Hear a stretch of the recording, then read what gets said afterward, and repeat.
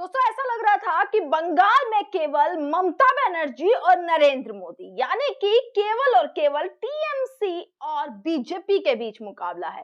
पर राहुल गांधी की आंधी और राहुल गांधी की रैली बंगाल में शायद उन सारे सवालों पर अब एक प्रश्न चिन्ह, एक और प्रश्न चिन्ह खड़ा कर देता है कि आखिरकार राहुल गांधी क्या कोई बाजी मारने वाले हैं?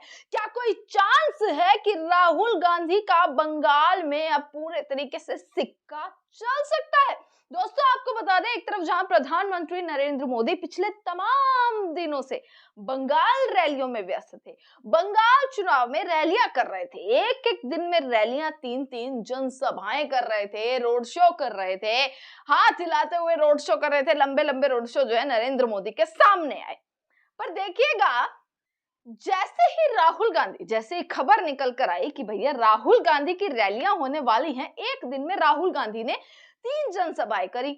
अब जैसे ही पता लगा कि राहुल गांधी की जनसभा होने वाली है, वैसे ही नरेंद्र मोदी पहुंच गए देहरादून, आज नरेंद्र मोदी पहुंच गए तमिलनाडु। यानी ये क्या कोई भय दिखाता है कि राहुल गांधी के बंगाल में एंट्री और नरेंद्र मोदी की बंगाल से एग्जिट। दोस्तों एक वीडियो सोशल मीडिया पर लगातार वायरल हो रहा है। पहले मैं आपको वो वीडियो दिखाती हूँ कि किस तरीके से ये वीडियो को देखने के बाद अब एक प्रश्न खड़ा हो जाता है कि भाई नरेंद्र मोदी की जनसभा में भी आपको भीड़ दिखी होगी। हालांकि कुछ वीडियोस ऐसी भी आई कि खाली कुर्सियां हैं, अमित शाह बोल रहे हैं, भाषण दे रहे हैं, पीछे लोग सुनने वाले नहीं है, नरेंद्र मोदी भाषण दे रहे हैं और खाली कुर्सियां नजर आ रही हैं।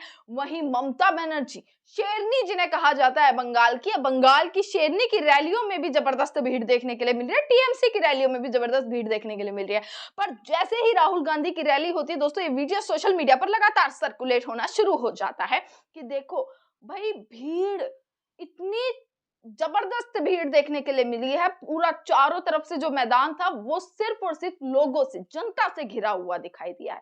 और दोस्तों सबसे बड़ी बात कि अब राहुल गांधी के एक ही भाषण ने किस तरीके से पूरा का पूरा माहौल बदल डाला। ये मैं आपको क्यों कह रही हूँ, क्योंकि राहुल गांधी ने कल बंगाल में जिस तरीके से भाषण दिया, अब वो भाषण पर सवाल उठने लग गया कि राहुल गांधी को बोलने की तमीज नहीं है, राहुल गांधी को अपने शब्दों पर ध्यान देना चाहिए, राहुल गांधी को मर्यादा में रहकर बात करनी चाहिए, मर्यादा में रहकर भाषण देना चाहिए। ये तमाम तथ्य अब लगातार सामने आ रहे हैं, क्योंकि जिस तरीके से प्रधानमंत्री के लिए राहुल गांधी ने कल सीधा निशाना, मैं कहूंगी ममता बनर्जी और टीएमसी पर तो सीधा निशाना साधा ही, दोनों को, बीजेपी और टीएमसी को, दोनों को एक दूसरे का ही वो दे दिया कि सहारा है एक दूसरे का, कि टीएमसी जो है बीजेपी को रास्ता दे रही है बंगाल में अपनी जीत निश्चित करने का, ये राहुल गांधी ने बोला।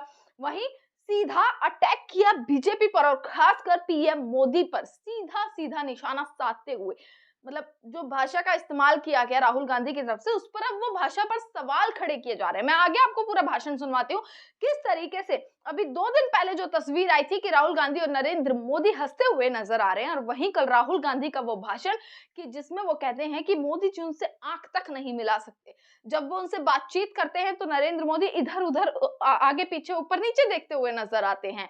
तो ये जो है राहुल गांधी की इस भाषा पर जिस तरीके से थोड़ा तू तड़ाक करके राहुल गांधी ने जो भाषा का इस्तेमाल किया है, अब उस पर सवाल उठने शुरू हो गए।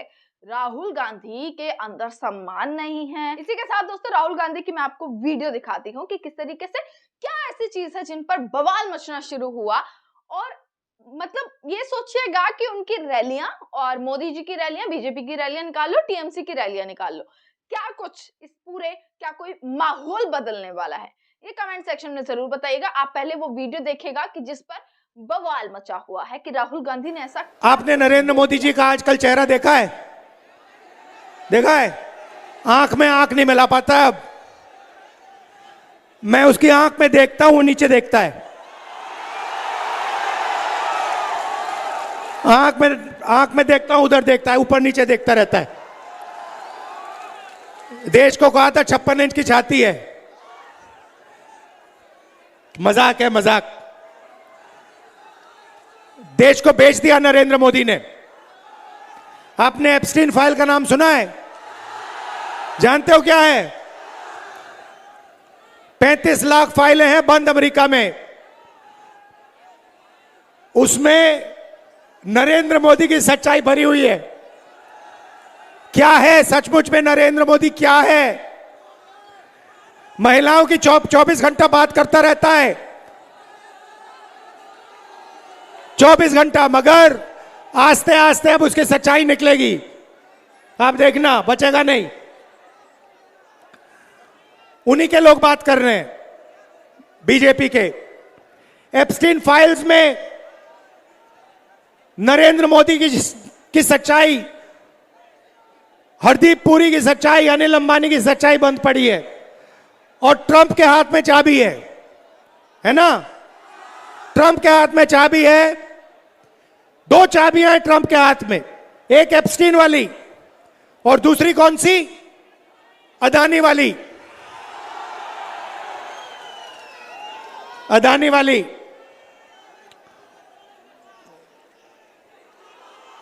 बीजेपी ने क्या किया?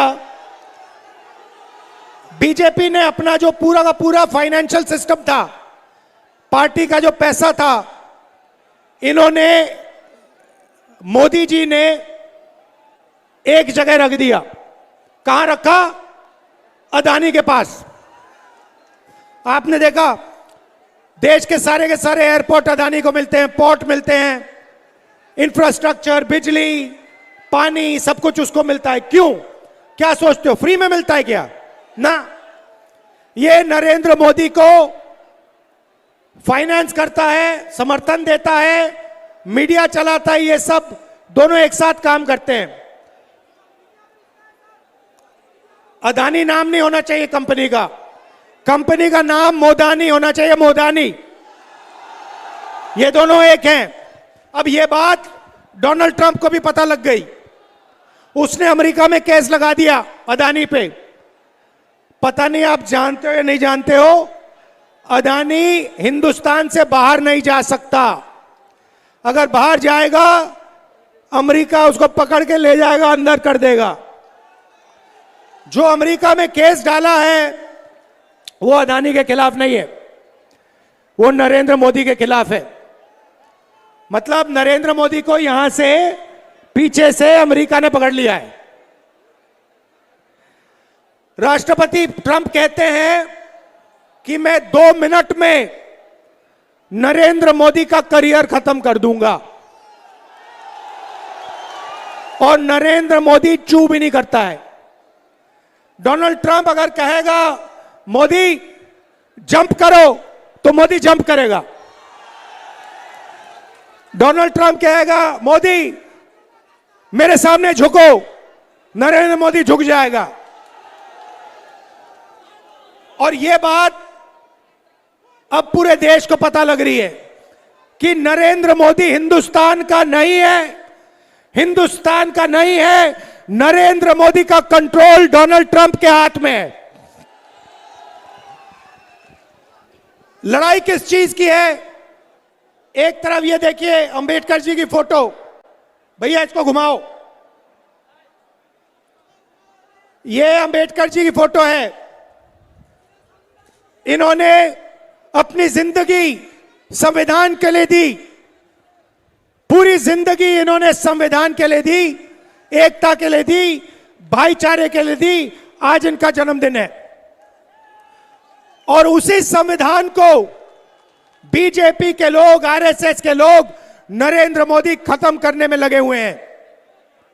जो आपके साथ एसआईआर में हुआ, जो आपके नाम काटे गए, वो संविधान के खिलाफ काम था।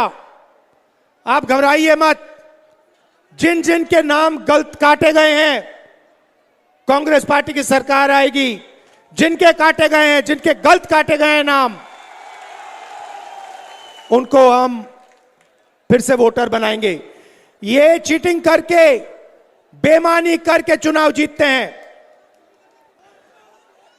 अमेरिका का कंट्रोल नरेंद्र मोदी पे है। नरेंद्र मोदी ने यूएस डील में हिंदुस्तान को भेज दिया, बंगाल को भेज दिया। 4 चीजें की। सबसे पहले कृषि का सेक्टर इसने अमेरिका के किसानों के लिए खोल दिया। दूसरा, हिंदुस्तान की जो एनर्जी सिक्योरिटी है, पेट्रोल, डीजल, केरोसिन, इसने ये खत्म कर दी। इसने अमेरिका को वायदा किया कि बिना आपके पूछे हम तेल किसी से नहीं खरीदेंगे।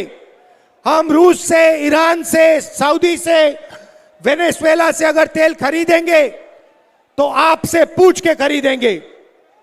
भाइयों और बहनों, डोनाल्ड ट्रंप साहब कहता है, जब मैं नरेंद्र मोदी को फोन करता हूं, फोन उठाता है तो कहता है यस सर, यस सर।